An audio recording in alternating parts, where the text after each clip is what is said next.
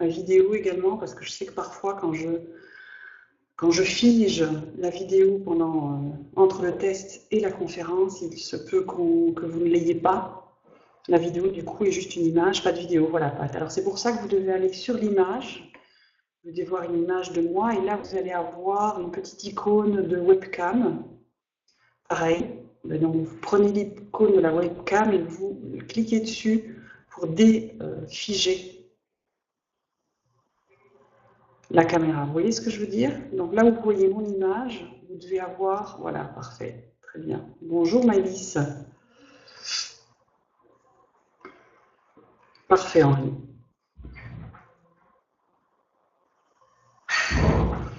Magnifique.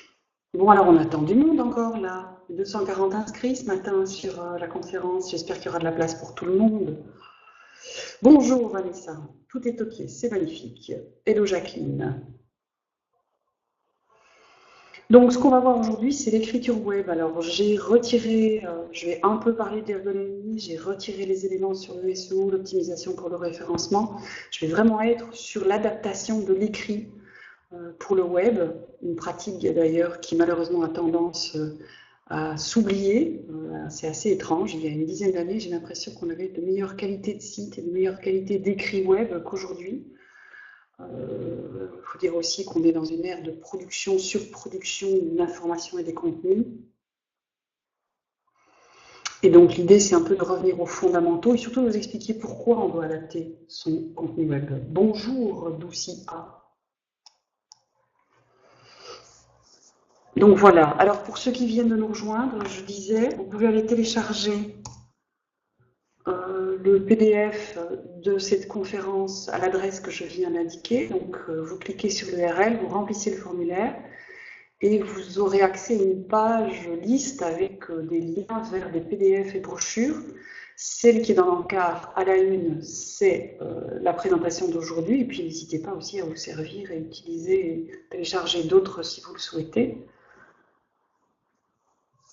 Donc voilà, je pense qu'on va attendre encore une petite, voilà, 5-6 minutes, puisque là je suis un tout petit peu à l'avance. Entre-temps, n'hésitez pas si besoin à me poser des questions.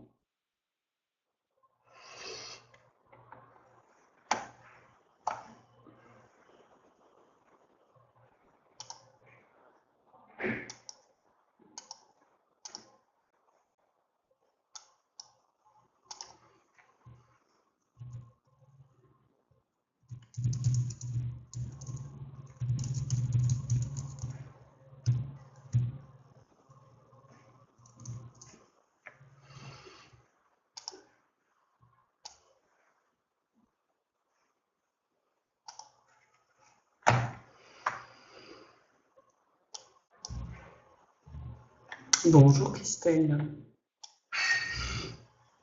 Bonjour Anne-Sophie. Bonjour Nathalie.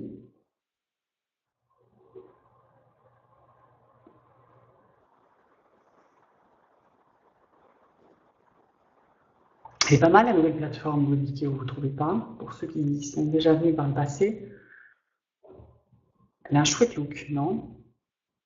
Après, je trouve qu'il y a 2-3 petites erreurs peut-être d'ergonomie éditoriale, justement, quand vous regardez les cartes pour les conférences. C'est une première, Christelle? Never as good as the first time, comme on dit. Et donc, je disais, sur les cartes des conférences, la présentation des conférences, vous avez en grand et en majuscule le nom soit de la campagne, soit de l'agence, de l'annonceur qui prodigue la conférence, plutôt que d'avoir le nom en grand de la conférence. Et ce n'est qu'en dessous, en texte, qu'on va avoir le nom de la conférence. Et donc là, il y a peut-être un problème de hiérarchie visuelle de l'information.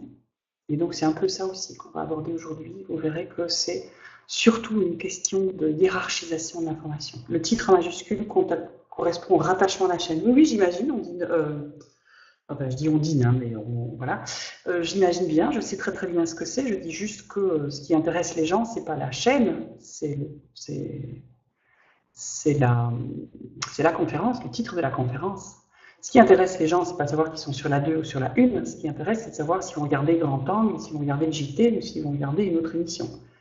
Donc le titre qui est en premier chez vous est générique, alors que ce qui intéresse davantage les gens, ça va être plutôt le particulier. Surtout qu'on a plusieurs conférences sur un mois, par exemple. Alors, j'accueille donc Laurent, Valérie. C'est pas Muriel en grand, Nathalie Kémy, c'est We Are the Words. Bonjour Sylvie.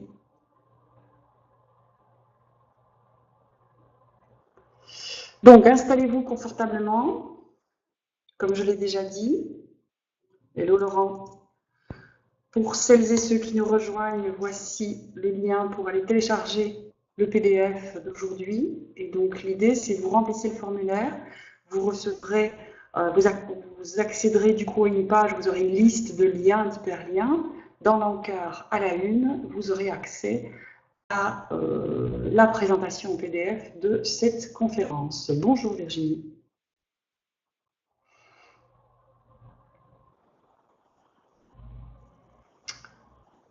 Donc voilà.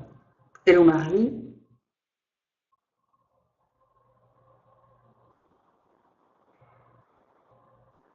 Bonjour Rama.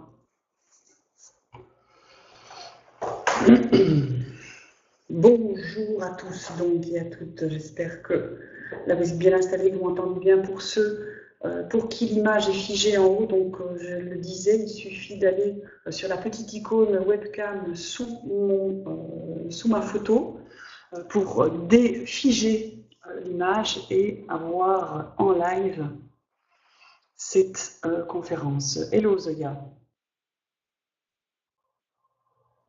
Alors je sais jamais, hein, moi je dis Zoya, Rama, je ne sais pas si c'est vos prénoms, si c'est vos noms de famille, je ne sais pas si vous êtes des hommes, si vous êtes des femmes, donc je vous salue sur la base des informations que vous donnez évidemment, mais prenez pas mal le cas échéant. Ok, c'est bon? Prénom femme, magnifique, Zoya. En plus au Scrabble, alors celle-là on vous l'a sans doute déjà faite, au Scrabble c'est pas mal. Bonjour Daniel, comment allez-vous? Daniel, c'est un fidèle. Il est toujours là.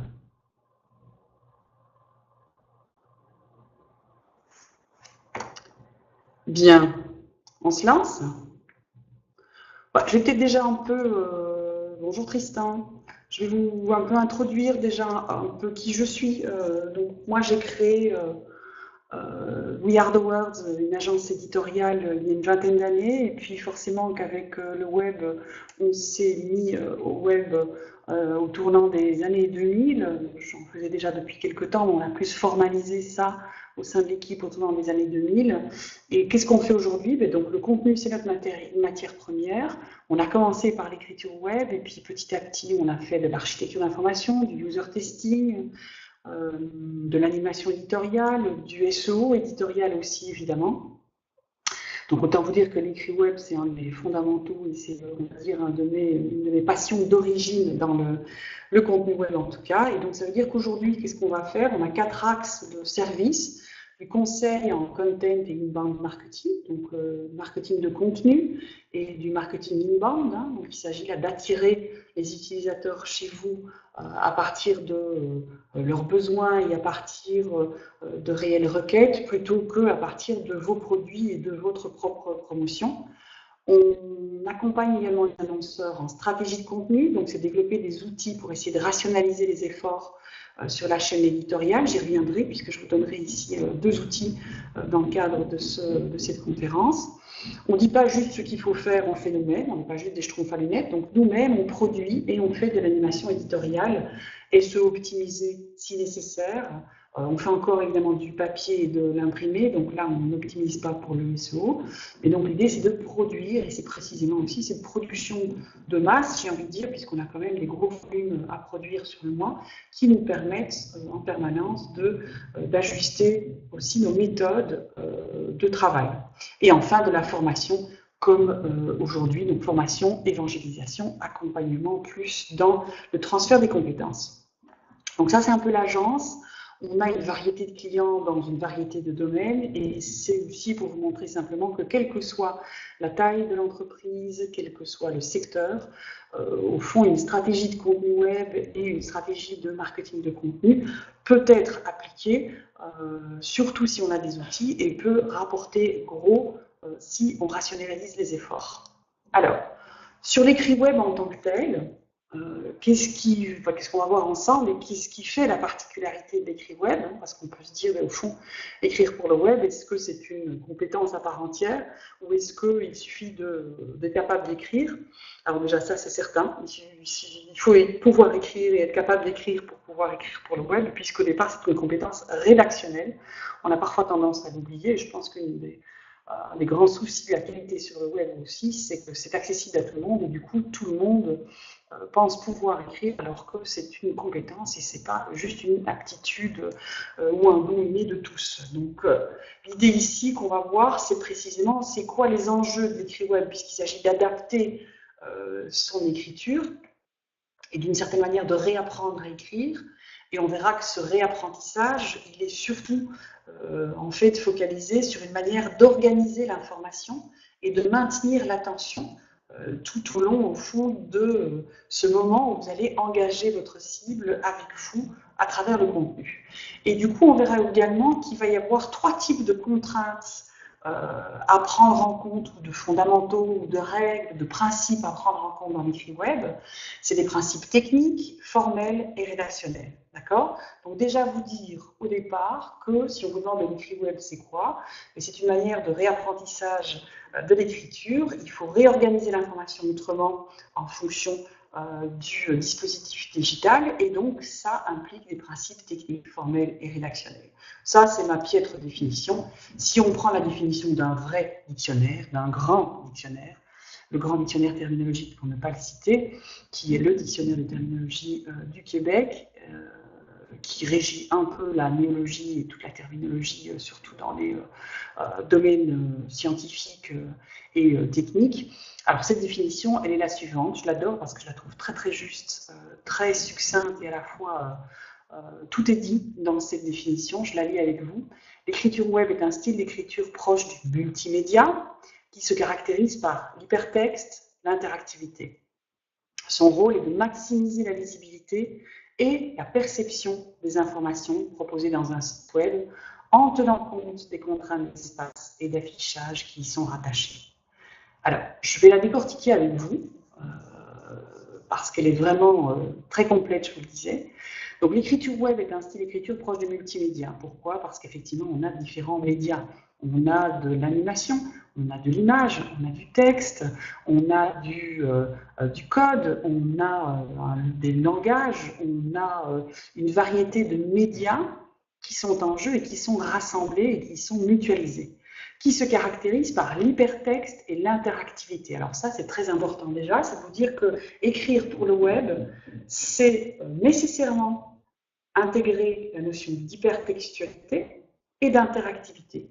L'hypertextualité, ça veut dire que vous ne pouvez pas concevoir un article ou une page web sans songer au lien, au maillage que vous allez faire entre cette page et le reste de votre site, au lien, au maillage que vous allez faire avec des pages vers l'extérieur, et pas juste pour une question de référencement naturel et pour plaire à Google, mais simplement parce qu'on est dans une écriture en couches, en fragments, et qu'il va falloir effectivement se concentrer sur la page écran présente sur un message unique, mais ce sont les liens qui vous permettront de varier et de diverger vers d'autres liens, vers d'autres contenus et d'autres informations. Donc, qu'est-ce que ça veut dire également? Ça veut dire qu'une page web dans laquelle il n'y a pas un lien hypertexte, une page écran dans laquelle il n'y a pas sur la zone de contenu, je ne parle pas de la navigation, je parle vraiment du contenu puisqu'on parle là de l'écriture web, où il n'y a pas un lien qui renvoie vers une autre page de votre site, eh bien, ça veut dire que ce n'est pas de l'écrit web, ce n'est pas effectivement une écriture qui prend en compte l'originalité, la singularité même du média, l'hypertextualité. Et vous verrez, et vous pouvez prendre énormément d'exemples courants de sites internet qui ne renvoient pas dans leur page de contenu vers d'autres pages. Alors, il y a l'autre aspect qui est l'interactivité. Qu'est-ce que ça signifie l'interactivité? L'interactivité, ça signifie que sur toute page écran que vous allez créer, il va falloir à un moment inciter l'utilisateur à l'action, l'inviter à interagir. Ça veut dire quoi? Alors bien souvent c'est lié, parce que pour l'interagir, qu'est-ce qu'on va utiliser? Un bouton d'action et un hypertexte, précisément, un hyperlien. Mais ça peut aussi être la possibilité de partager le contenu. L'interactivité, c'est également lui donner un accès à votre document sous un autre format ou à essayer d'éprouver votre message clé à travers une fonctionnalité. Je prends l'exemple, bonjour Alice. Je prends l'exemple notamment des sites bancaires qui vous proposent des produits d'épargne et qui, en plus d'avoir un contenu sur les produits d'épargne, un contenu textuel, vont également vous proposer un petit calculateur. Et donc, sur l'épargne à long terme, vous pouvez, plutôt que de juste écouter l'annonceur vous dire que c'est une des meilleures primes d'épargne sur le marché, faire le test vous-même. Vous avez 5 000 € à mettre sur un compte épargne pour 5 ans et ce calculateur va effectivement vous calculer votre gain sur ces 5 ans. C'est une manière de s'approprier votre contenu, de démontrer votre message par l'exemple ou par l'application, et donc c'est aussi de l'interactivité. D'accord ? Et au fond, cette interactivité va servir aussi à pallier le problème d'asynchronicité du média, puisque on n'est pas comme on est là maintenant en direct. Il y a effectivement toujours ce côté asynchrone qui est un peu frustrant, surtout sur un média de communication. D'accord? Ça, c'était pour l'hypertexte, l'interactivité. Le rôle de l'écriture web, c'est quoi? C'est de maximiser la lisibilité et la perception des informations. Donc, contrairement au réflexe que certains ont encore de faire joli, de faire intelligent, d'utiliser des beaux mots, de faire de l'humour, c'est pas ça le principe de l'écrit web. L'écrit web, c'est de maximiser la lisibilité, donc de rendre le texte lisible, donc on évite les fonds texturés, on utilise des polices qui sont des polices sans empattement, on utilise une police qui va être en gris foncé ou en noir pour assurer une parfaite lisibilité et en tenant compte notamment des daltoniens ou autres personnes qui souffrent de problèmes de vue. Quand on sait que 60% des gens effectivement portent des lunettes. Donc c'est ça, maximiser la lisibilité, c'est le côté formel, d'accord?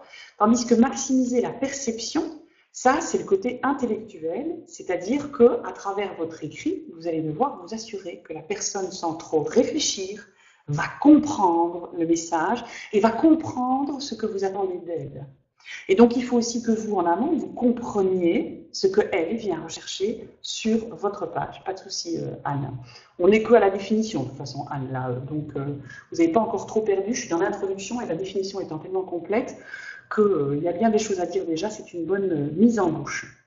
Donc, en anglais, il y a deux termes pour évoquer cette lisibilité et perception. Ce que nous, on va appeler la lisibilité en français. Chez eux, il y a la legibility. Donc, la legibility, c'est vraiment une question de lisibilité formelle à l'écran. Les lettres sont assez grandes, le contenu à l'écran prend assez de place, le fond n'est pas texturé, comme je le disais tout à l'heure. Donc, on va dire que c'est facile à lire physiquement. Tandis que la perception de l'information, c'est une question de readability. Vous savez, il y a parfois, notamment sur Word et autres traitements de texte, on a des outils qui vous permettent de mesurer la readability, donc la difficulté ou le niveau de difficulté des textes. Et bien, typiquement, c'est des outils de readability, donc de perception des informations. D'accord? Et comment est-ce qu'on va devoir maximiser ça? Donc, ce n'est pas une posture et ce n'est pas dans l'absolu, c'est qu'on va le faire en fonction du support où on va effectivement publier, c'est-à-dire en fonction des contraintes d'espace et d'affichage. Sur un mur Facebook, sur une newsletter où l'écran de votre newsletter en général se limite à du 600 pixels, tandis que sur un site internet, la zone de contenu sera vraisemblablement de 900 pixels, eh bien on n'a pas les mêmes contraintes d'affichage, on n'a pas les mêmes contraintes d'espace. Bonjour Stéphane. Pareil pour le mobile ou pour la tablette, et donc c'est en fonction du support ou des supports qu'on va devoir effectivement tenir compte de ces contraintes.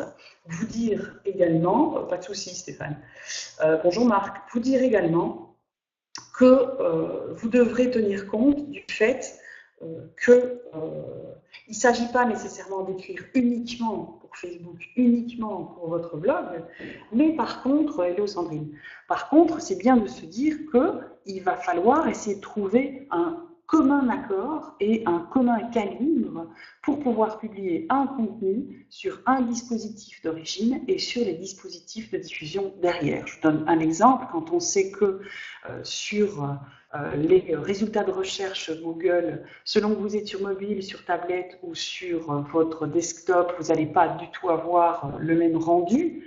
Une ligne de titre, par exemple, dans les SERP, Search Engine Result Pages, donc dans les pages de résultats de recherche, eh bien, sur un desktop, vous aurez droit plus ou moins, alors au départ c'était 70 signes, sauf que le pixel vient d'être augmenté, donc au final on se retrouve plus ou moins sur du 50-60 signes, tandis que sur un mobile, eh bien, on se retrouvera avec du 30-35 signes. D'accord? Donc c'est ça, ces contraintes d'espace et d'affichage. Okay? Donc ce qu'on retiendra, c'est hypertexte, interactivité, maximiser la lisibilité et maximiser la perception en fonction des contraintes d'espace et d'affichage. Okay? Alors, je vais tout reformuler. Pas de souci, Christine. On n'est pas trop loin non plus dans la conférence. Par contre, si Ondine pouvait retirer son petit curseur bleu qui est en plein milieu de la slide, si c'était possible, que ce soit moi. Non, c'est pas moi. Alors, il y a deux soucis majeurs, en fait, dans l'appréhension de l'information sur un écran et qui vont justifier le fait qu'on doit maximiser notamment la lisibilité et la perception. Ces deux soucis majeurs, c'est quoi? C'est la désorientation et la surcharge cognitive. Alors, qu'est-ce que ça veut dire? Donc, je vous ai dit, il faut essayer de faciliter un maximum la lisibilité et faciliter un maximum la compréhension. En fait, pourquoi? Parce que déjà, comme ce n'est pas un média, on va dire, traditionnel qui est hyper verrouillé dans son formatage, un livre, vous le prenez, vous n'avez pas besoin de comprendre comment fonctionne le livre. Un site internet, l'utilisateur doit encore comprendre, ok, le logo il est en haut à gauche, la navigation, est-ce qu'ils m'ont rangé l'information, comment est-ce qu'ils m'ont traité les thématiques et comment est-ce que je vais chercher ou trouver moi réponse à ma question. Donc cette désorientation est due au fait que chaque site internet va avoir une mise en page, va avoir une configuration particulière, d'accord? Il n'y a peut-être que Facebook, alors j'y reviendrai Sylvie, il y a peut-être que Facebook effectivement pour qui c'est tout dit de même pour tout le monde, c'est-à-dire que tout le monde s'y colle dans la même présentation et donc du coup on a une facilité d'utilisation parce qu'on sait que c'est pareil chez Bosch, que c'est pareil chez BNP Paribas, que c'est pareil chez SNCF, Orangina et autres.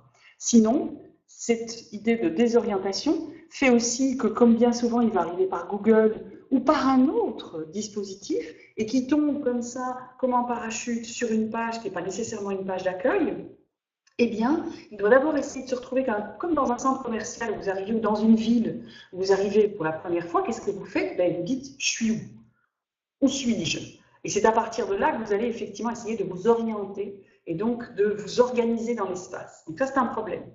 L'autre problème, la surcharge cognitive. Tout ce temps qui est consacré, bonjour Frédéric, tout ce temps qui est consacré au fond à comprendre comment fonctionne votre site, comment vous avez organisé l'information, comment vous avez hiérarchisé l'information, c'est du temps qu'on n'a pas pour lire le contenu, le message clé, et pour pouvoir au fond interagir précisément. D'accord? Donc, l'idée de simplifier les contenus, elle est due au fait qu'il y a une surcharge cognitive, qu'il y a un problème effectivement d'appréhension de l'information. Et c'est pour ça qu'il va falloir faciliter le travail. Et c'est pour ça que Sylvie évoque notamment la règle des 3 clics, sauf que je ne suis pas du tout partisane de cette règle parce que je pense que sur certains publics, je pense notamment aux personnes qui sont peut-être un peu moins cultivées, qui ont moins accès à une information de manière générale et donc qui sont moins, on va dire, rompues à l'usage de technologies comme Internet, eh bien, ils préféreront être bien guidés, avoir 4 à 5 clics et être sûrs d'être accompagnés dans leur trajet décisionnel, plutôt que d'avoir 3 clics et de ne pas très bien savoir comment ils doivent effectivement avancer ou pas avancer. On a eu d'ailleurs des expériences en test utilisateur où on retirait des pages d'orientation et des pages génériques pour éviter des clics supplémentaires et au final on a eu des taux de rebond énormes et ça n'a pas du tout fonctionné. Donc la règle des 3 clics, moi je trouve que c'est Au fond, c'est le problème aussi dans l'écrit web. C'est comme quand on vous dit écrire pour le web, c'est écrire court. C'est pas vrai. Écrire pour le web, c'est l'art de la concision et c'est l'art du fragment. Mais c'est absolument pas écrire court. C'est une question simplement de maintenir l'attention, comme je le disais au début. Tout ça est assez culturel. Les Chinois préfèrent les sites surchargés d'informations sur la même page. C'est bien possible, Fabien. J'ai un peu pas de culture du tout au niveau chinois. Je trouve de toute façon que c'est surchargé parce que je comprends pas leur langue. Mais c'est vrai que vous avez raison, c'est une question de culture. Et d'ailleurs, merci Fabien de le souligner. J'y reviendrai dans quelques instants à cette question de culture et d'usage. D'accord, donc cette désorientation, cette surcharge cognitive, vous savez, la première qualité du rédacteur web, c'est l'empathie, hein, c'est de pouvoir voir effectivement quels sont les besoins de son utilisateur, quels sont ses comportements, comment il interagit avec vous, de quelle manière il va arriver sur votre site internet. Et donc tout ça, c'est pas écrit pour soi-même et son petit ego. Barthes le disait déjà il y a une vingtaine d'années, c'est la mort de l'auteur, et pourtant il ne parlait pas d'Internet. Je peux vous dire que sur Internet, l'écrit web, c'est effectivement la mort de l'auteur, et moi je ne travaille pas avec des rédacteurs web qui veulent, s'exprimer. Je travaille avec des rédacteurs web qui veulent vendre, qui veulent faire du clic, qui veulent informer, qui veulent divertir, et qui sont capables effectivement de prendre ça en compte. Du coup, quand on parle de maximiser la lisibilité et la perception, qu'est-ce que ça veut dire? Il y a trois aspects. On va essayer de présenter l'information d'une certaine façon. Je parlais notamment d'une écriture en fragments. On va travailler sur des titres, sur des chapeaux. Vous voyez, hein, les chapeaux, c'est comme en presse. Hein. Cette idée d'avoir une petite introduction, une sorte de micro-contenu d'appel qui va un peu résumer ce qui se trouve dans la page. On va travailler sur des intertitres, on va travailler sur des aides à la lecture. Et donc là, je suis en train d'utiliser tous les outils qui nous viennent du journalisme, qui nous viennent de la presse écrite, qui nous viennent de la typographie. Donc c'est dire aussi si l'écrit web est une écriture d'héritage, et donc on ne doit pas réinventer la roue, il s'agit bel et bien effectivement d'aller chercher dans les bonnes pratiques d'autres disciplines médiatiques qui font florès et qui ont été éprouvées pendant quand même une vingtaine de siècles. Donc, on présente l'information d'une certaine façon. On va adapter ces écrits aux normes et aux usages. Quand vous regardez une porte, une fenêtre aujourd'hui, dans presque tous les pays, mais Fabien nous dira comment ça marche en Chine, on a en général une poignée, on a en général des auteurs qui sont plus ou moins standards parce qu'on sait combien mesure dans nos pays plus ou moins la personne standard, et donc il y a des normes, il y a des usages. Et bien heureusement, enfin, sur le web, il y a également des usages et des normes. Et notamment, le logo en haut à gauche, c'est une convention, et notamment le W3C, ce sont des conventions, les portes, oui, les toilettes par contre. Merci Virginie pour le détail croustillant. Ah, c'est comme en Russie, ça. Hein. Je me souviens, le Bolchoï, vous allez aux toilettes du Bolchoï et vous n'aviez pas de porte aux toilettes du Bolchoï. Donc les conventions et les usages, décidément, sont culturels. Et puis enfin, il faut écrire pour les utilisateurs. On arrête aussi de dire « Ah, écrire pour le web, c'est écrire pour ma grand-mère ». D'abord, ma grand-mère à moi n'est plus, ni l'autre. Et donc, il s'agit bien d'écrire pour vos utilisateurs à vous. Si vos utilisateurs, c'est des geeks, c'est des jeunes, c'est des administrateurs de société, ce sont des fonctionnaires, et bien on écrira pour eux, et en fonction de leurs connaissances, évidemment. Et il arrive, on est bien d'accord, qu'il y ait plusieurs types d'utilisateurs, hein, c'est ce qu'on appelle les personas, mais néanmoins, c'est bien pour eux que vous allez pouvoir écrire, et pas donc pour papy et mamie. Alors, je vous donne quelques exemples. Si vous regardez sur Hopcast, Ondine est-elle là? Alors, Ondine n'est déjà pas Ondine, c'est Aurélie. Donc, sous l'avatar Ondine, c'est Aurélie, notre contact chez Webikio. Stéphane, ça vous ennuie aussi, vous, cette petite flèche bleue en plein milieu du jeu de qui? Bah, on est bien d'accord, Stéphane. Je pense qu'Aurélie a quitté ses écouteurs. Donc, je vous ai dit, on a présenté l'information d'une certaine façon, adapter ses écrits aux normes et usages, écrire pour des utilisateurs. Présenter l'information d'une certaine façon, qu'est-ce que ça veut dire? Pour arrêter d'emblée de dire moi je préfère le bleu, moi j'aime le vert, ah ben moi je mettrais ça comme ça, ah ben non je trouve qu'on devrait le mettre comme ça, je vous renvoie vers Hopcast. Je ne sais pas si vous connaissez les checklists de Hopcast, c'est une initiative de Isloïne qui existe depuis quelques années. C'est une sorte de consortium. Donc c'est une sorte de consortium de spécialistes web qui ont créé à un moment un laboratoire pour essayer de formaliser les bons usages, les bonnes manières, les bonnes pratiques dans différents domaines du web.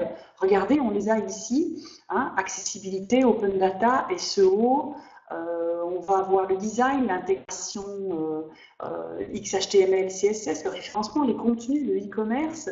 Et donc l'idée c'est quoi? C'est ici, vous avez une sorte de modérateur en ligne qui vous dit que au sein de vos équipes, ou pour vous-même avec vous-même, si vous n'êtes pas sûr de ce que vous faites, allez voir sur Upcast, en plus les checklists sont accessibles en ligne, vous aurez certainement des réponses pour voir les bonnes pratiques et ce qui se fait. Et vous verrez que précisément, on présente l'information d'une certaine façon. Vous verrez également, regardez un peu en presse écrite, on doit avoir, je ne sais pas combien de milliers de titres de presse dans le monde, mais quand vous regardez les maquettes de journaux, eh bien, on va en avoir une dizaine, une douzaine, je pense, le format italien, le format californien, le format français, ou les deux formats français, le format en paysage, le format en... Donc, on n'a pas tant que ça de maquettes, eh bien, dans les sites internet, au fond, c'est pareil, d'autant que des études montrent bien que certains systèmes de navigation, horizontale par exemple, fonctionnent mieux que la navigation verticale, etc., etc. Donc, présenter l'information d'une certaine façon. Écrire pour des utilisateurs, c'est Fabien qui évoquait ça tout à l'heure en parlant des sites chinois notamment. C'est ça, voilà, Fabien. Regardez ici, je vous prends le site de AXA en France, à gauche, et en Belgique, à droite. C'est la même charte graphique, c'est le même bleu. Je suis sûre que les codes derrière sont exactement les mêmes, c'est le même rouge. Et en même temps, regardez un peu comme la manière de présenter l'information est différente parce que votre culture n'est pas pareille. Et regardez qu'en France, on aura tendance à utiliser des icônes, de la couleur pour mettre en avant et différencier les thématiques, tandis que du côté belge, on aura tendance à être un peu moins sur l'esthétique, un peu plus sur le fonctionnel, un peu plus sur l'utile que sur l'attrait. D'accord ? Et vous pouvez faire le test sur plein d'annonceurs, c'est assez frappant, il y a comme ça des fils conducteurs et c'est souvent plus d'attrait et vraiment une manière esthétisante et dans le design, un travail du côté français, tandis que nous, on sera plus sur du Ikea, vous voyez ce que je veux dire, du côté belge, donc c'est-à-dire quelque chose de plus lisse, de moins peut-être fleuri. Alors, adapter ses écrits aux normes et usages, ça veut dire aussi adapter ses écrits au comportement des utilisateurs, je vous le disais, et c'est à partir de là d'ailleurs que les normes ont été mises en place.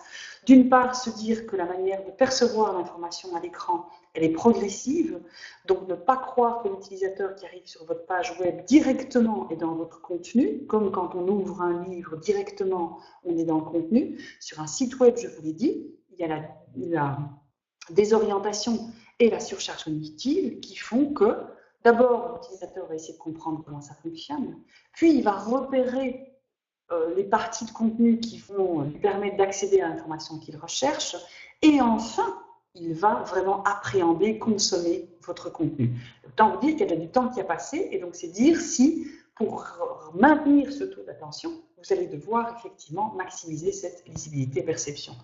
Deux choses importantes aussi, deux études qui ont été très déterminantes dans l'adaptation de nos écrits, l'étude Pointer d'un côté et l'étude Nielsen de l'autre, où dans chacune, je vais un peu caricaturer pour aller vite, mais vous mettez 5000, 6000 personnes avec des lunettes eye tracking, donc oculométrie sur les yeux, et on leur fait faire un petit test devant un écran. L'écran est noir, et puis on leur dit l'écran va s'allumer avec une information à l'écran, et on va vous demander, on va faire un petit scénario d'utilisation, on va vous demander, pour vous poser une question. Dans l'étude Pointer, on leur a dit, voilà, essayez de trouver, une fois que l'écran s'allume, bonjour Ibrahim, essayez de nous trouver des informations sur, par exemple, le terme oculométrie. Et donc, qu'est-ce qui se passe? La personne va arriver sur le site au moment où donc l'écran s'allume. Et regardez un petit peu, vous voyez ce zigzag ici, ça montre le trajet moyen, donc sur les 5000, 6000 utilisateurs qui ont participé à l'étude, le trajet moyen qui était parcouru par l'œil à l'écran, donc de manière purement réflexe, d'accord? Et donc, quand on dit le trajet moyen, ça veut dire qu'en majorité, effectivement, les utilisateurs commençaient par la partie haut gauche de l'écran, avaient tendance, ici la navigation verticale, à d'abord parcourir la navigation avant d'aller sur le contenu, et puis s'ils ne trouvaient pas sur le contenu, ils allaient dans la recherche. Ok ? Navigation, contenu, recherche. Ce qui nous fait dire aussi qu'un même contenu va devoir être accessible via la navigation, le contenu et la recherche. Ce qui veut dire aussi que ne croyons pas qu'on doit travailler sur le schéma traditionnel de introduction, développement, conclusion. hein, avec une séquence logique et linéaire, puisque quand vous regardez le schéma de l'œil à l'écran, c'est que c'est un zigzag et c'est pas du tout linéaire, c'est pas d'abord le titre, puis l'intro, puis le deuxième paragraphe. L'œil zigzag dans tous les sens et au fond, il va essayer d'accrocher à des zones de saillance. D'accord? Alors, l'intérêt de ceci, c'est donc, ça montre bien qu'on n'est pas dans une lecture linéaire. Quant à l'étude Nielsen, qu'est-ce qu'elle montre? Imaginons que la personne a tapé dans la recherche ici oculométrie et arrive sur l'article oculométrie. De quoi s'agit-il? À qui ça s'adresse? Comment ça fonctionne? Eh bien, l'étude de Nielsen, donc pareil, vous avez un écran noir devant vous, des lunettes oculométriques, et on vous dit, on va vous exposer un écran, il y aura un article avec une information, on vous demande de lire l'info, et puis voilà, après on vous posera des questions pour voir un peu ce que vous avez pu retenir sur l'information qu'il y avait à l'écran. Alors là, que montre ce schéma en F, qu'on appelle le F-pattern, ou le schéma en F? C'est le trajet de l'œil sur un contenu, sur une page écran. Et on voit qu'en fait, il y a tendance également dans nos cultures, évidemment, où on lit de gauche à droite, c'est pas pareil pour les Chinois, c'est pas pareil pour les langues arabes. Dans notre culture, où on lit de gauche à droite, l'œil va d'abord se poser en haut à gauche, où il attend d'avoir le logo, où il attend d'avoir une identification d'annonceur. Où suis-je? Est-ce que je suis dans une pharmacie? Est-ce que je suis dans un magasin de vêtements? Est-ce que je suis au supermarché? Donc c'est vraiment le où suis-je, avec de nouveau l'offre des contenus. Et puis, quand on va scanner effectivement le contenu même, on remarque qu'on commence tout en haut, mais pas jusqu'au bout de la page. Puis on descend un peu et on va moins loin encore dans la page. Puis on descend peut-être encore un petit peu et on va encore moins loin. Et puis on se casse. Et donc cette idée du F-pattern, c'est pour montrer quoi? Qu'il faut surtout focaliser au fond le muscle éditorial et le message clé au début en vertical et en horizontal de votre page écran. Et comme par hasard, c'est d'ailleurs aussi dans les algorithmes de Google que si vous mettez votre mot-clé en haut au début de votre titre, en haut au début de votre paragraphe, en haut au début de votre sous-titre, c'est mieux pour Google et donc c'est mieux pour vous. Et bien comme par hasard, c'est un comportement de lecture et donc ça a du sens et ces algorithmes de Google décidément nous aident à mieux écrire pour le web. Donc deux éléments hyper importants pour adapter votre écrit évidemment. Donc ça veut dire que on travaillera sur la concision et on attaquera directement le propos au début de la phrase. Et donc on ne dirait pas, considérant que c'est la fin de l'année, que l'hiver arrive, que l'automne s'installe, que nous avons tous froid, nous vous proposons et nous vous invitons à participer à notre session de portes ouvertes ce week-end pour découvrir nos poils à pelets. Non, on dira, découvrez nos poils à pelets ce dimanche, c'est l'hiver, l'automne s'installe, il est temps de songer à mettre de la chaleur dans nos foyers. D'accord? Donc c'est cette idée, une fois de plus, de ne pas commencer par le contexte, mais d'attaquer tout de suite par le vif du sujet. Alors la grosse difficulté, si vous voulez, pour le coup, c'est qu'on a été éduqué depuis tout petit à l'inverse, hein, puisque depuis tout petit, on a appris, il était une fois, au fin fond d'un pays merveilleux, dans une forêt magique, une petite fille qui s'appelait Chaperon Rouge. Et c'est qu'à la fin qu'on sait que le chasseur passant par là a éventré le loup, a retiré la grand-mère, le chaperon rouge, et tout le monde est sain et sauf le loup, etc. Sur le web, qu'est-ce qu'on va dire? Le titre, ce sera un chasseur passant par là a sauvé la grand-mère de Chaperon Rouge et la petite fille, et on va effectivement commencer par la conclusion. Qu'est-ce que vous pensez des sites one-page très à la mode et ne respectent pas forcément le trajet d'œil? Les contenus sont souvent tous placés pour avoir la même importance. Ben oui et non, Anne. N'oubliez pas l'hypertexte. L'hypertexte, c'est un des éléments, je disais, constitutifs même de l'hypertexte et l'interactivité. Si dans votre premier micro-contenu, vous avez effectivement la possibilité d'accéder assez vite à des sous-parties dans la verticalité de votre site, c'est un peu comme une encre. Et donc, pour le coup, je suis d'accord avec vous. Hein, dans certains cas, ça ne fonctionne pas, les one-page websites, hein, les sites à page unique. Dans d'autres, quand on n'a pas beaucoup d'informations, c'est un peu comme une landing page, une page atterrissage, ça fonctionne très très bien. Donc de nouveau, j'ai envie de dire, alors c'est pas une réponse de dormant que je vous donne, c'est plus ça dépend du contexte, ça dépend de l'objectif derrière, ça dépend du volume de contenu, et donc ça dépend aussi de la profondeur de l'information que vous allez devoir donner. Si on n'a pas beaucoup d'infos, Non, c'est pas juste, j'ai dit une réponse de Normand, hein, vous exagérez. Non, je pense qu'il y a des one-page websites qui peuvent très très bien fonctionner, et puis il y en a qui ne fonctionnent pas du tout. Et puis il y a un autre souci, Anne, c'est que parfois je pense qu'il y a des one-page websites, donc des sites à page unique qui pourraient très très bien fonctionner, mais où la hiérarchie de l'information est très mauvaise, et où la manière d'organiser l'information est mauvaise. Et ça, j'ai envie de dire que ce soit sur un site à page unique ou un site à 100 pages, le problème, souvent, il est là. Hiérarchiser et organiser l'information, on y reviendra. Après, vous avez raison, je suis ni pour ni contre, bien au contraire. Alors, l'écrit web, donc, différent du coup, après tout ce qu'on vient de voir. Alors, se dire aussi que pour ceux qui contribuent à des sites internet qu'ils n'ont pas construits, là où ils ne maîtrisent absolument pas, j'ai envie de dire, l'architecture autour. Un peu comme si vous étiez un décorateur d'intérieur ou un déménageur qui vient vous débarquer dans un lieu sans l'avoir, voilà, sans vous l'être approprié.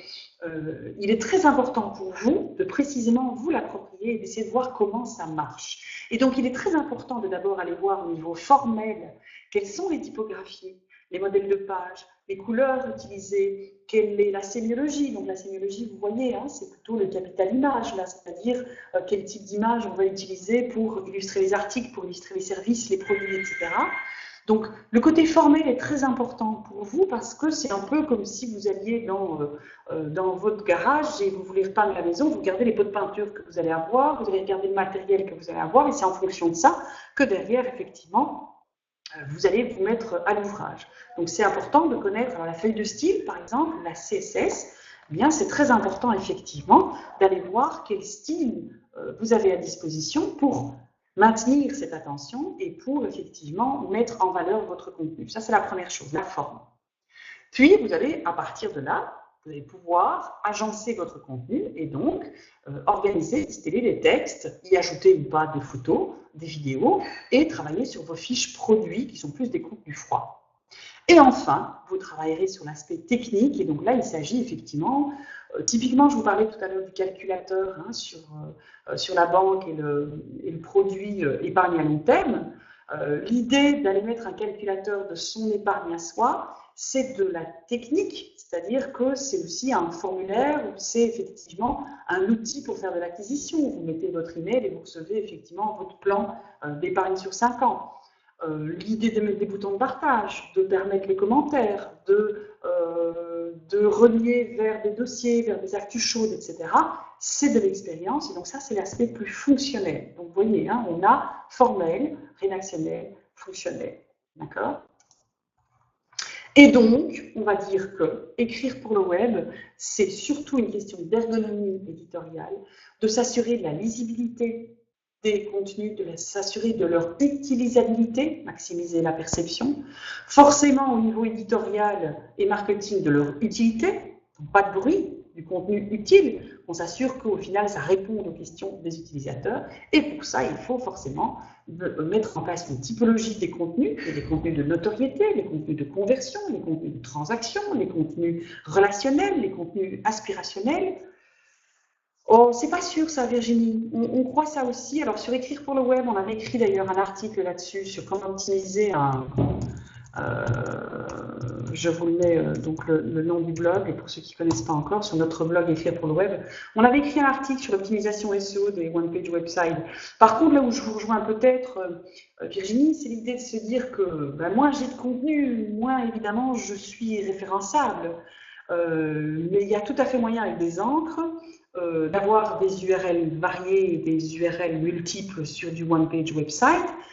Donc c'est sans doute moins puissant, mais en même temps, une fois de plus, je le dis, faire du bruit, ça ne sert à rien non plus, donc on peut être dans la confusion. Un promo site, par exemple, peut très très bien avoir effectivement un one-page website, donc on n'est pas toujours obligé d'avoir du multipage. D'accord ? Donc, typologie des contenus, besoins des utilisateurs et comportement. Ok ?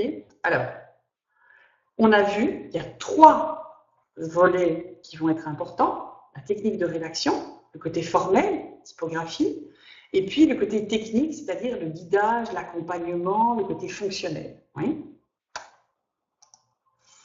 Ça veut dire quoi? Ça veut dire aussi qu'au départ, on va s'adapter au comportement. D'une part, la dématérialisation. Vous regardez un contenu sur écran, vous ne pouvez pas effectivement si on a assez de choses à dire pour tenir sur plusieurs pages, on en met plusieurs. Oui, ça me semble évident, évidemment. C'est ce que je disais tout à l'heure. C'est que ce n'est pas écrire pour le web, ce n'est pas faire plus court, c'est l'art de la concision. Ça ne veut pas dire pour autant qu'on ne soit pas sur une écriture effectivement en fragments et avec plusieurs pages. Maintenant, je le disais tout à l'heure, je n'aime pas les réponses, j'aime pas les dichotomies et j'aime pas les réponses manichéennes de c'est noir ou c'est blanc. On doit faire plusieurs pages, on doit en faire qu'une. Ça dépend d'un cas à l'autre et d'une stratégie à l'autre. Ça dépend parfois aussi d'un budget également, ou ça dépend d'une compétence aussi. C'est que nous, on a des clients qui n'ont pas le budget et n'ont pas la compétence pour écrire plusieurs pages. Et donc, du coup, eh bien, on essaye de leur faire effectivement à minima, mais en faisant de l'excellent. Donc, dématérialisation d'écran, ça veut dire quoi? Ça veut dire que comme précisément, vous ne pouvez pas, comme avec de l'écrit, imprimer, vous approprier le support, on aura tendance effectivement à moins avoir prise sur l'information. Un exemple d'un sudoku dans le journal, sur papier, avec votre stylo, vous alliez crayonner, griffonner et mettre des indices sur le côté. Si vous aviez la même non-fonctionnalité sur un écran, eh bien vous verrez que vous le feriez beaucoup moins vite sur un écran. La différence, c'est que sur un écran, le sudoku sur un écran, vous avez précisément des fonctionnalités supplémentaires qui sont de donner des indices, qui sont de retenir une proposition, qui vont être de choisir des niveaux différents, etc. Donc ça, c'est la valeur ajoutée du digital, bien évidemment. Autre aspect pour lequel on va devoir maximiser la perception de la lisibilité, c'est les limites de l'écran. Je vous parle beaucoup de pages écran. Attention qu'une page web, c'est pas une page écran. La page écran, c'est la page que vous voyez dans l'écran actif. Si vous voulez toute la page web, quand vous allez parfois regarder les pages d'accueil de certains sites de presse, vous allez vous retrouver qu'une page qui fait 15-20 écrans. Okay. On parlait du One Page Website, pareil, c'est qu'on va avoir la page écran qui est la page en haut, qui est l'accueil, et puis tout le reste sera en bas. Donc cette ligne de flottaison et cette limite-là, il faut évidemment en tenir compte. C'est la raison pour laquelle on parle souvent de la pyramide inversée, qui fait qu'on va devoir parler et mettre les informations les plus importantes tout en haut et les informations moins importantes en bas. C'est également le fait de ce F-pattern qui fait qu'il y a un moment où l'utilisateur décroche. Okay. Ensuite, je vous l'ai dit, 40 à 60% des internautes portent des lunettes, soit de vue en général, soit parce qu'ils sont presbytes et donc de manière juste épisodique pour lire. Et puis, on a 8 à 10% de la population qui est daltonienne. Autre phénomène un peu inquiétant, c'est le fait que le taux d'attention de l'internaute diminue de plus en plus. C'est-à-dire qu'effectivement, là où en 2012, on avait un taux d'attention moyen de 8 secondes, alors qu'en 2000, il était de 12 secondes. Et que quand on regarde celui du poisson rouge, le taux d'attention moyen du poisson rouge est de 9 secondes. Vous allez me dire, un poisson rouge a peut-être moins à penser qu'un lecteur web. Il est peut-être moins bombardé, effectivement, et moins multitâche d'informations. On est d'accord, mais néanmoins, c'est quand même une petite information croustillante. Vous remarquerez également que le taux d'attention sur les pages vues qui durent moins de 4 secondes. Bonjour, est-ce possible de télécharger le PowerPoint en fin de webinaire? Voici pour Sonia. Vous remplissez le formulaire. Derrière, vous allez sur une page avec une liste d'hyperliens et vous aurez dans l'encart à la une le PDF. Donc, regardez un petit peu, moins de 4 secondes, 17%. Le pourcentage de pages vues qui dure plus de 10 minutes, 4%. Je connais très bien un poisson rouge. Il m'a dit que c'était une seconde. Il m'a dit que c'était une seconde. C'est ça que vous dites, Maëlys? Et alors, pourcentage de mots lus sur une page de 111 mots ou moins, 49%. Donc, c'est intéressant cette étude. Je vous laisserai la regarder à votre aise parce que je vais avancer un petit peu. Mais donc, quand je disais au tout début que effectivement l'écrit web, c'est aussi une question de maintenir l'attention, c'est vous dire si l'enjeu, effectivement, est de taille. Regardez ici les résultats de cette étude. Alors, la technique d'écriture différente, donc, je vous ai dit, il faut adapter. D'accord? Adapter la manière dont on va écrire. Je vous ai dit que dans l'adaptation, il fallait prendre en compte l'aspect formel, donc la titraille, le chapeau, les intertitres, etc. Qu'il fallait écrire simple pour essayer de maximiser la perception et que donc les gens comprennent assez vite. Et donc on va effectivement travailler sur une structuration de l'information. La voici. Est-ce qu'on a de chance de maintenir l'attention des visiteurs avec des tableaux de comparaison? Oui, Mylène, effectivement. Alors, pas que, évidemment. Hein, si vous avez une page web que avec du tableau de comparaison, ça ne va pas le faire. Du coup, c'est aussi l'occasion de dire, Mylène, que je pense que ce qui est important, c'est parfois de présenter une information de différentes manières. Avec, par exemple, le tableau, mais un commentaire sur le tableau pour aider à interpréter le tableau. Avec une infographie, Virginie, mais un commentaire ou une alternative textuelle sur cette infographie. Et dans l'infographie et dans votre tableau, Mylène, vous devrez quand même adopter cette méthode qui est d'énumérer l'information, trier l'information, organiser et relier. Je m'explique. Ça, c'est vraiment la technique de base dans l'écrit web. Énumérer l'information, ça veut dire quoi? Rassembler les informations sur les objectifs de la page, les attentes, les requêtes des utilisateurs. Donc, qu'est-ce que vous voulez leur faire faire? De quoi vont-ils avoir besoin? Classer et trier l'information, ça veut dire rassembler les types de contenus qui se ressemblent. Toutes les informations sur le comment, ensemble. Toutes les informations sur le pourquoi, ensemble. Toutes les informations sur le à qui ça s'adresse, ensemble. D'accord? Ce qui, du coup, peut très bien fonctionner dans un tableau, Mylène. Puis, je vais organiser et hiérarchiser. Est-ce que je vais d'abord parler du comment ou du pourquoi? Si j'écris un article sur... je travaille pour, je sais pas moi, Parc et Jardin, et je dois écrire un article sur élaguer ces haies. Est-ce que je vais d'abord dire de quoi s'agit-il? Élaguer les haies, c'est pas tailler les haies, attention, c'est pas la même pratique. Élaguer, c'est vraiment émonder les petits morceaux et c'est rafraîchir, mais c'est pas une coupe claire. Est-ce que je vais d'abord parler du quoi? De quoi s'agit-il? Est-ce que je vais parler d'abord du comment? Comment élaguer ces haies? Ou du pourquoi élaguer ces haies? Élaguer vos haies en octobre, c'est très bien parce que ça veut dire que vous donnez une vivacité ou vous préservez effectivement les extrémités de votre haie pour l'hiver, etc., etc. Donc la hiérarchisation et l'organisation, elle est là. C'est à partir du moment où j'ai trié les différents types d'informations, le quoi, le pourquoi, le comment, le qui, à qui ça s'adresse, le combien, le quand, eh bien, je vais devoir trouver un ordre logique pour pouvoir effectivement les organiser. Et enfin, je vais les relier. C'est-à-dire qu'entre élaguer les arbres n'est pas tailler ces arbres, forcément que je mettrai de l'hyperlien sur tailler les arbres et je renverrai vers l'article tailler les arbres. Henri me dit, sur les 3 premiers points, est-ce que ce n'est pas la base de toute votre écriture? Mais on est d'accord, Henri. C'est purement la technique de rédaction de base. D'abord, je viens de parler des 5 W, hein, c'est-à-dire le what, who, why, where, when, vous voyez, qui est une technique de rédaction de base, reprise d'ailleurs en journalisme. Le lien de téléchargement, normalement, fonctionne, Maud. En tout cas, on n'a pas eu encore de témoignage contraire cet après-midi. Et donc, vous arrivez sur une page derrière sur laquelle vous avez une liste de liens. Et normalement, vous devriez trouver dans l'encart à la une le lien où télécharger le PDF d'ici. Merci, Florence.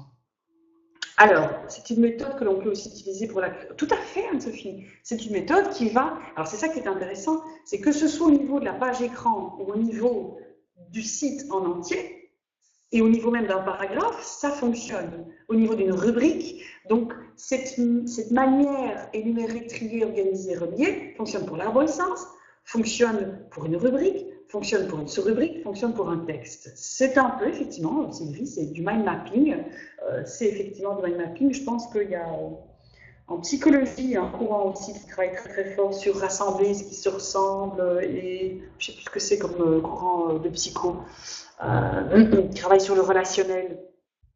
Ah, ça me reviendra. Et donc on relie, je l'ai dit. D'accord? Donc ça, très important. Alors on va voir aussi, du coup, l'enjeu évidemment, c'est l'organisation. Vous allez me dire, ben, Muriel, oui, c'est ça, Sylvie. C'est aussi les cartes conceptuelles, mais Ah ben, je savais, Caroline, c'est précisément ce sur quoi j'allais travailler maintenant. Si vous allez me dire, mais dans quel ordre il faut pouvoir effectivement aller travailler ces 5 W? Et c'est là, si vous voulez, l'enjeu, c'est votre bon sens à vous, c'est votre compétence à vous qui va intervenir.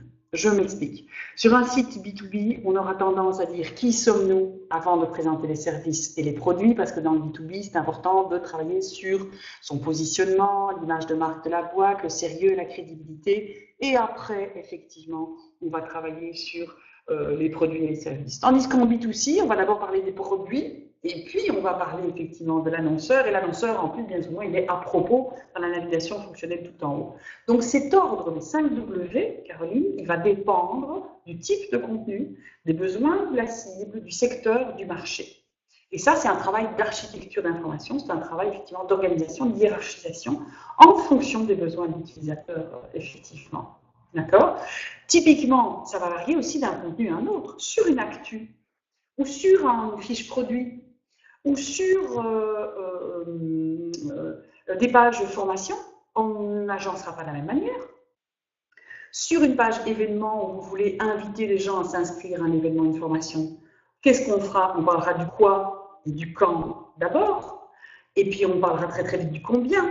C'est gratuit, c'est pas gratuit. Et c'est ça qui va déterminer si les gens effectivement sont disponibles et sont enclins à s'inscrire. Par contre, sur une page produit, mon compte épargne à long terme là, de tout à l'heure, est-ce que c'est pas d'abord le pourquoi souscrire à un compte épargne chez telle banque avant de quoi s'agit-il? Vous voyez? Ressemble à un serveur trop lent, surchargé, je ne sais pas. Sophie, est-ce que tu peux vérifier sur notre site s'il y a des problèmes de chargement? Sophie Dupont, juste regarder si ça marche. Ok, merci. Alors, donc pour répondre, j'ai le même souci. Ok. Je n'arrive même pas à aller sur le site. Génial.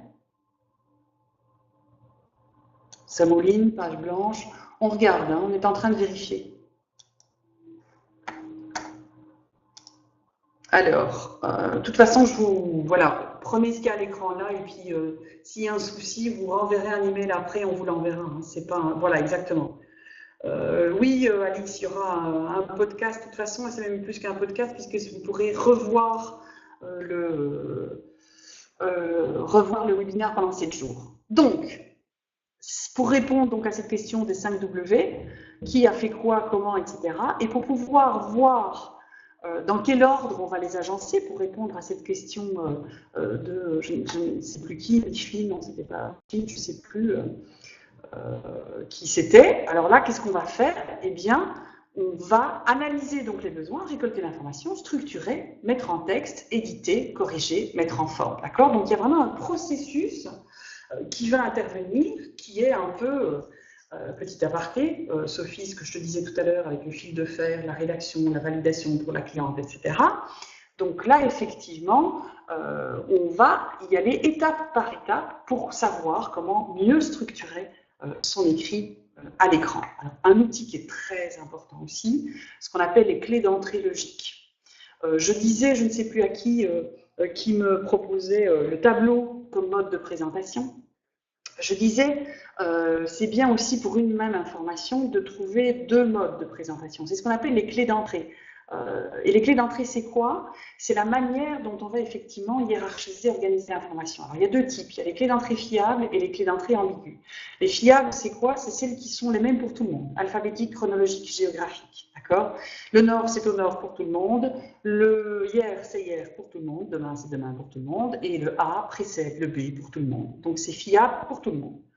Et puis, il y a les clés d'accès qui sont ambiguës. Et c'est là vont être les thématiques, vont être la typologie, c'est-à-dire le type de contenu, vont être des articles, des photos, des podcasts, des webinars, le côté pratique. Le côté pratique, c'est quoi? Un tri pratique, c'est un tri qui va être fait selon, derrière, la tâche que vous allez devoir accomplir, à vendre, à louer. Et puis le tri identitaire, et donc là, c'est en fonction de qui vous êtes. Vous êtes une entreprise, vous êtes un particulier, vous êtes une institution. Donc, ces différentes clés-là vont vous aider, au fond, à voir comment on va organiser l'information à l'écran. Très important. Et je vous mets le lien vers un article sur Écrire pour le web qui a été écrit sur le sujet qui était assez intéressant aussi pour bien vous aider. Et bien vous dire que c'est quelque chose que vous devez avoir en tête en permanence et comment vous allez présenter cette information en fonction de ces clés d'entrée. Et vous dire également qu'une seule clé ne suffit pas. Sur un blog, ça ne suffit pas de proposer une clé d'entrée, une entrée chronologique et donc antéchronologique même, juste l'article le plus récent et puis le moins récent et puis le moins récent. Aujourd'hui, sur un blog, on a du plus récent au moins récent, mais on a également des thématiques. On a également les plus lus. On a également lisez nos dossiers. On a également regardez tous nos livres blancs. Donc, on a du pratique, on a du typologique, on a du thématique et on a du chronologique. D'accord? Donc, c'est bien d'avoir plusieurs clés d'entrée pour une même information.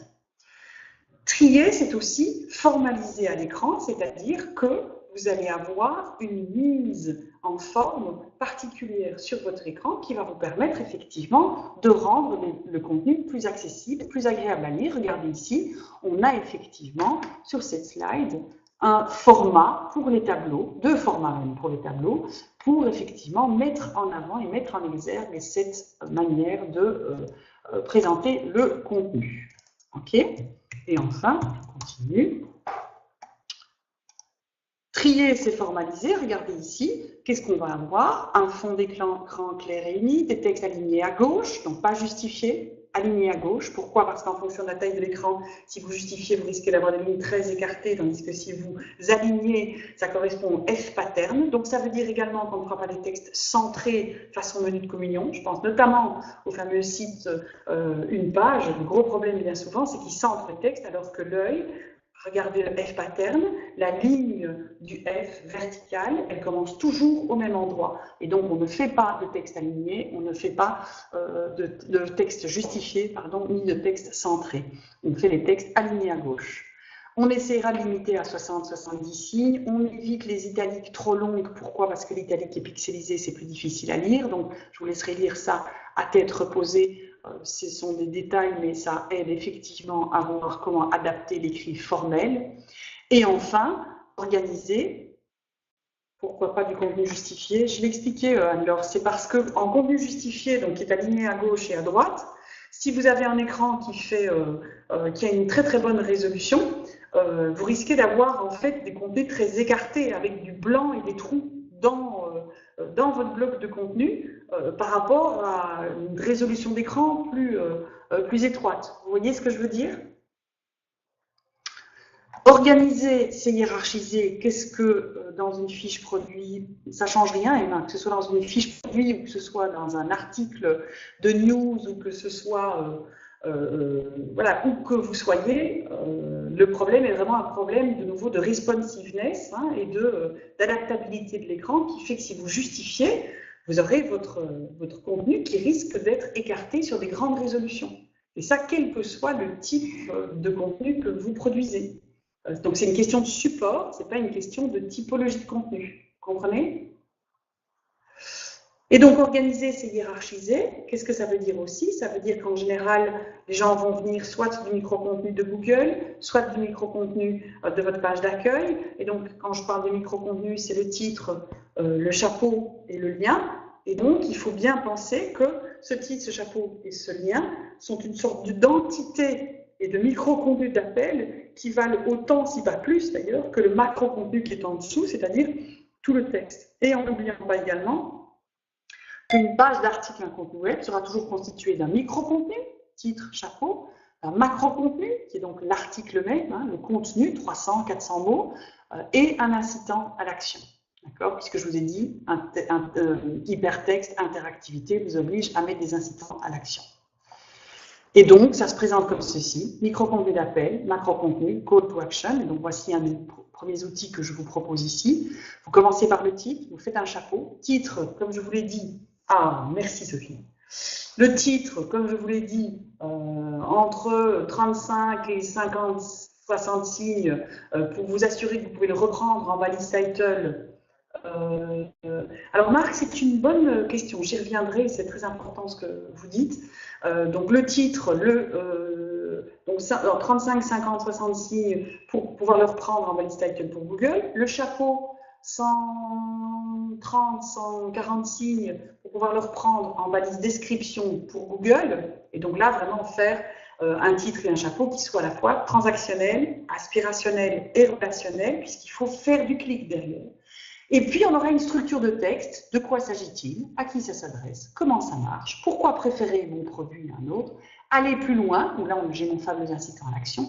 Et puis, les sources associées, c'est-à-dire articles reliés, vous voulez pas une épargne à long terme, une épargne à court terme, etc., etc. Pour revenir à ce que dit Marc.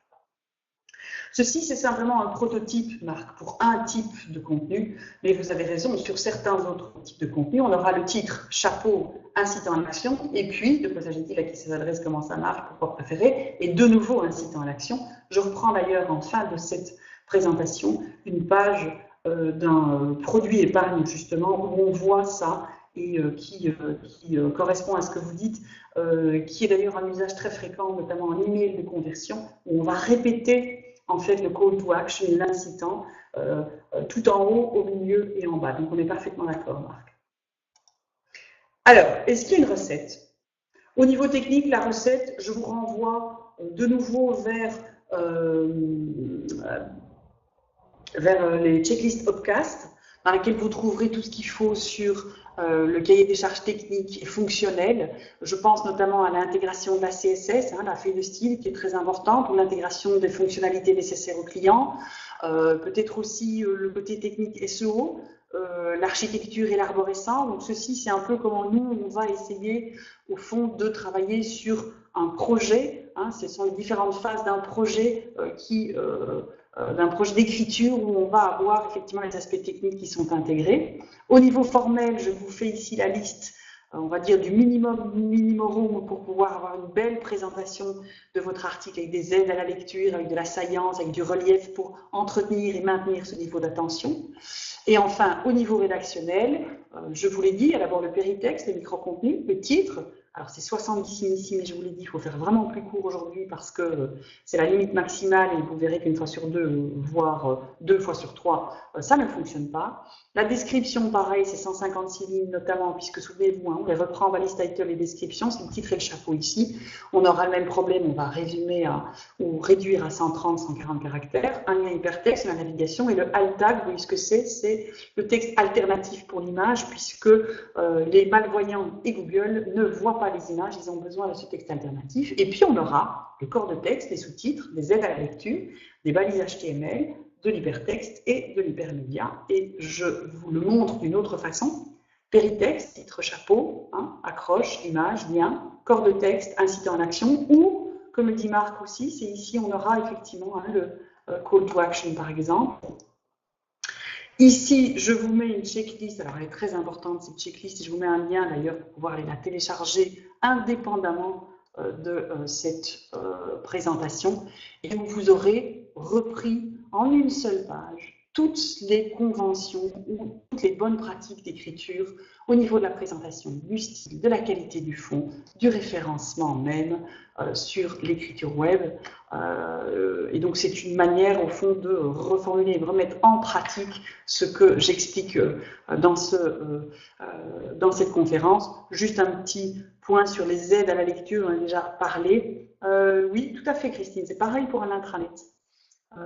Parce que ce côté du côté transactionnel qui vous oblige à ce que vos employés, par exemple, téléchargent leur fiche j'ai perdu de perte d'objet, par exemple, ou de timesheet, les feuilles de temps, etc. Donc vous avez ce côté transactionnel, vous avez le côté relationnel très très fort, puisqu'on est sur de l'intranet, et vous avez quand même le côté aspirationnel aussi, puisqu'en général, l'intranet sert aussi à véhiculer les valeurs, la culture de l'entreprise, pour ne pas dire la propagande, et donc on a tout à fait les mêmes obligations de lisibilité, de perception, peut-être encore plus de perception, Christine, puisque là on est sur un outil de travail, d'intranet, donc c'est exactement les mêmes enjeux et du coup les mêmes dispositifs, ou en tout cas les mêmes façons d'aborder l'écriture web.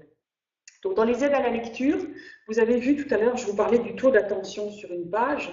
Les aides à la lecture, c'est un peu comme dans la tradition presque, vous allez avoir des chandelles, des encadrés, des citations, des chiffres, un diaporama. Donc ce sont toutes ces toutes ces manières de présenter l'information ou de détails ou certains détails de votre info sous d'autres formats pour permettre une rupture de style, pour permettre également une meilleure présentation, une présentation plus riche de l'information. Alors c'est vrai que Sophie, sur l'intranet, la recherche est très importante et du coup, ça vous oblige également à travailler sur les mots-clés et à bien indexer votre contenu dans la recherche interne de l'intranet. Vous avez raison de le souligner. Alors ça, c'est pour Marc, qui me posait la question et on terminera là-dessus, je pense. Ah non, j'ai encore un petit outil à vous montrer juste après. Regardez un peu ici sur cette page donc de produits, fiche produit aussi, donc pour répondre à Christine. Non, c'était pas Christine, la fiche produit, je ne sais plus qui c'était. Regardez, donc ici, qu'est-ce qu'on a? On a le titre, compte épargne fidélité, vos avantages en un coup d'œil. Okay, donc ça, c'est un peu le micro-contenu, c'est une sorte de chapeau, on va dire. Alors, vous aurez remarqué qu'il est dans un encart bleu, fond bleu. On a un titre, on a une bouletée de liste, donc liste à puce, d'accord. On a ici encore une petite phrase qui vient supporter un incitant à l'action, ouvrir un compte, d'accord. Et en dessous, on a un système d'onglets avec, est-ce que c'est taillé pour vous? Donc, à qui ça s'adresse? Donc, c'est de quoi s'agit-il? À qui ça s'adresse? Comment ça marche? D'accord. Aller plus loin. Ici, on va effectivement détailler tous les avantages du compte et on va reprendre en phrase longue ce qui est mis ici en phrase courte. Calculer vos intérêts renvoie à calculer votre gain, qui est vraiment la preuve, par exemple, le côté interaction là, donc ce petit calculateur qui vous permet de mettre votre propre épargne. Et on a aussi des aides à la lecture, puisqu'on a cet encadré, puisqu'on a une manière, on va dire, de travailler en fragments, puisqu'on a des onglets, puisqu'on a ce bouton ici, et on relie également vers d'autres contenus, puisque ici, sous le saviez-vous, il est mis, voilà, vous voulez une épargne à court terme, plutôt qu'une épargne à long terme, ben, c'est par ici. Ici, on vous dit aussi, c'est quoi la protection de dépôt que procure le mécanisme allemand, pour si jamais vous dites, bah, je sais pas, moi je suis plutôt chez BNP Paribas, pas sûr que Deutsche Bank soit pour moi, eh bien vous pouvez aller voir derrière effectivement les mécanismes de protection. Et donc ça c'est des exemples, je trouve, les plus aboutis de bonnes pratiques d'écriture web qui associent à la fois le formel, le rédactionnel et le fonctionnel. Et pour terminer, je vous montre ceci, qui est pas mal aussi, c'est un gabarit, ce qu'on appelle un modèle, un masque, un template, un gabarit, dans lequel que nous on utilise beaucoup sur nos missions, où vous allez avoir, je vais le zoomer, regardez ici, vous allez avoir, voilà, c'est quoi le site, c'est quoi le client, l'objet, le contexte, les différentes révisions, le thème, la cible et les mots-clés qu'on va utiliser. Et puis on va avoir le titre, qui est également la balise title, 45 à 70 signes, le chapeau, qui est également la balise description, alors là pour le coup c'est pas 160, ce sera plutôt 140, 130, la balise height, donc le texte alternatif de l'image. J'ai pas eu le temps de noter quoi, redonner le lien qui peut accéder à la charte des éléments à prendre en compte pour la rédaction web. Il est dans le PDF, Camille, sur la rédaction web, la charte. Ceci, vous voulez dire? Hop, il est dedans, donc vous pourrez cliquer. Alors, et donc je reprends ici. Voilà. Donc là, on a donc l'intro, ok? Et puis un premier sous-titre avec une première série de paragraphes qui parleront du de quoi s'agit-il, ok? Un deuxième sous-titre qui parlera plutôt du à qui ça s'adresse. Et puis un troisième sous-titre avec plutôt le de comment ça marche et puis pourquoi y aller, etc., etc. Et regardez, on a même une aide à la lecture, un encadré. Et donc l'intérêt, si vous voulez, de ce genre de modèle, donc je vous invite vraiment à les créer pour vos propres contenus, parce que d'abord, vous n'écrivez pas sur une page blanche, donc on n'a pas l'angoisse de la page blanche, ça structure, ça cadre, et effectivement, Marc, ça permet vraiment, on va dire, de maximiser l'effort en s'assurant qu'on n'a rien oublié, en fait. Vous voyez? Et donc ça marche très très bien. Nous, on l'utilise beaucoup, les clients sont très contents d'ailleurs qu'on utilise ça.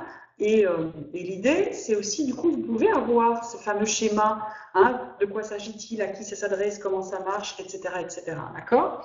Donc ça, c'est vraiment un outil utile, et c'est là-dessus, chers amis, que nous allons nous quitter, parce que j'ai encore été très bavarde, évidemment, à moins que vous ayez des questions. Non? Sylvie, non? Avec plaisir, Caroline. Merci, Frédéric. Super.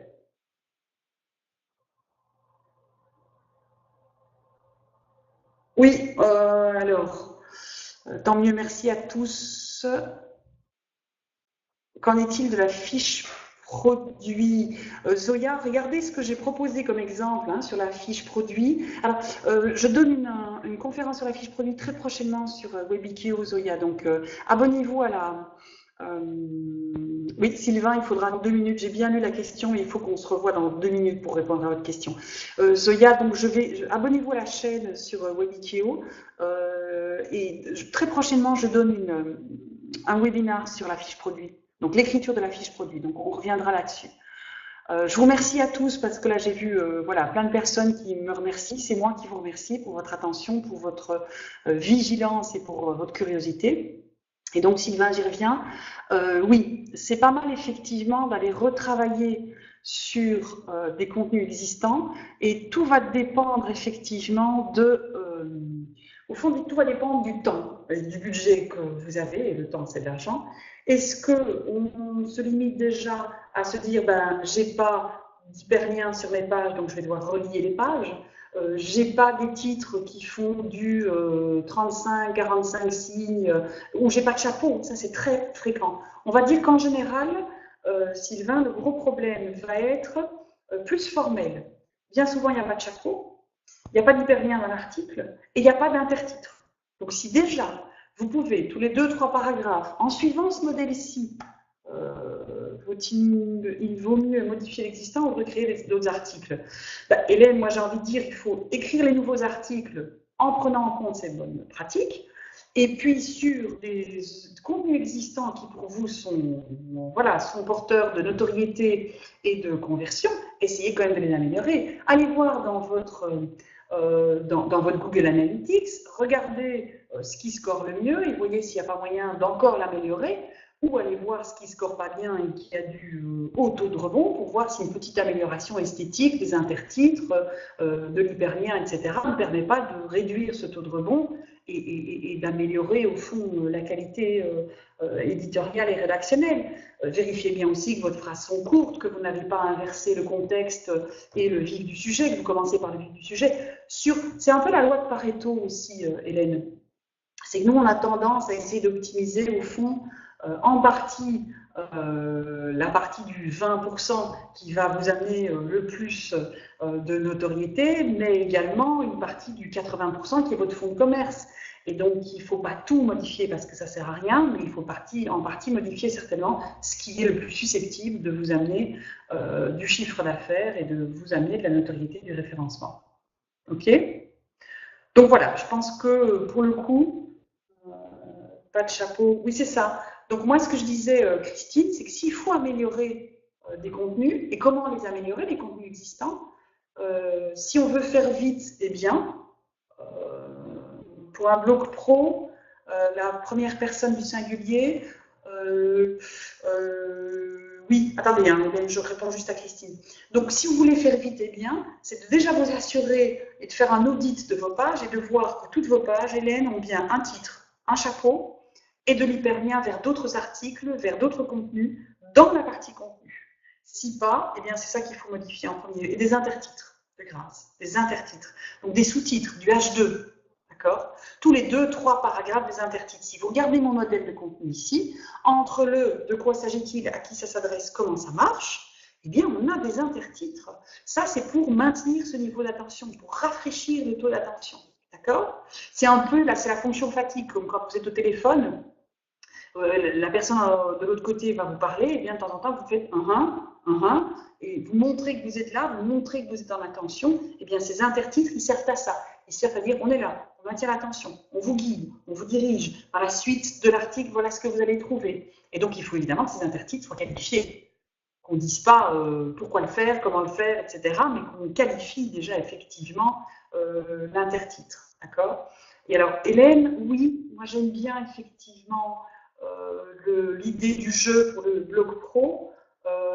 Après, ce qui est toujours intéressant, Hélène, c'est la variété. C'est d'avoir à la fois le jeu et puis peut-être aussi le vous de temps en temps ou le on. J'aime bien moi le on ou le nous parce que je trouve que c'est moins condescendant. Quand on est dans du jeu, c'est très personnel et puis c'est parfois plus difficile à partager. Quand on est dans du vous, c'est condescendant parce que c'est vous devriez faire ceci, vous devriez faire cela. Dans le on, dans le nous, on partage des questions, on partage des inquiétudes, on partage des problématiques et donc on partage des solutions. Et ce que j'aime bien aussi dans un blog professionnel, c'est plus des interviews des autres. Et du coup, c'est pas moi, mais c'est les autres. N'oubliez pas que dans un discours de marque, et même si c'est votre propre marque, le relationnel est important. Et pour montrer le relationnel, il ne faut pas montrer que soi, il faut donner la place à l'autre également. Donc voilà. D'autres questions? Je vous en prie, Christine. Je vous en prie. Ben voilà, je pense qu'on a plus ou moins fait le tour quand même. Et puis bonne continuation. Cet après-midi, avec plaisir, Sylvain. Un café, effectivement, Sophie. Je vous en prie, Henri. Merci, Anne. Alors, quand le prochain, Zoya, merci de poser la question, j'allais dire justement. Là, dans la foulée, je vais mettre le calendrier des prochaines formations. Et vous aviez d'ailleurs, on était en tandem aujourd'hui, puisqu'il y avait également Sophie qui était en ligne avec nous. Donc Sophie de chez Bigard World, Sophie Dupont, et qui participera elle aussi à ces webinaires, puisqu'elle en donnera avec moi à partir de dorénavant très vite. Voilà. Ben avec plaisir, avec plaisir. Donc, oh génial Anne-Marie, un bon jour de Buenos Aires, de quoi voyager. Merci à vous, à très bientôt, et puis une bonne continuation. Merci, au revoir.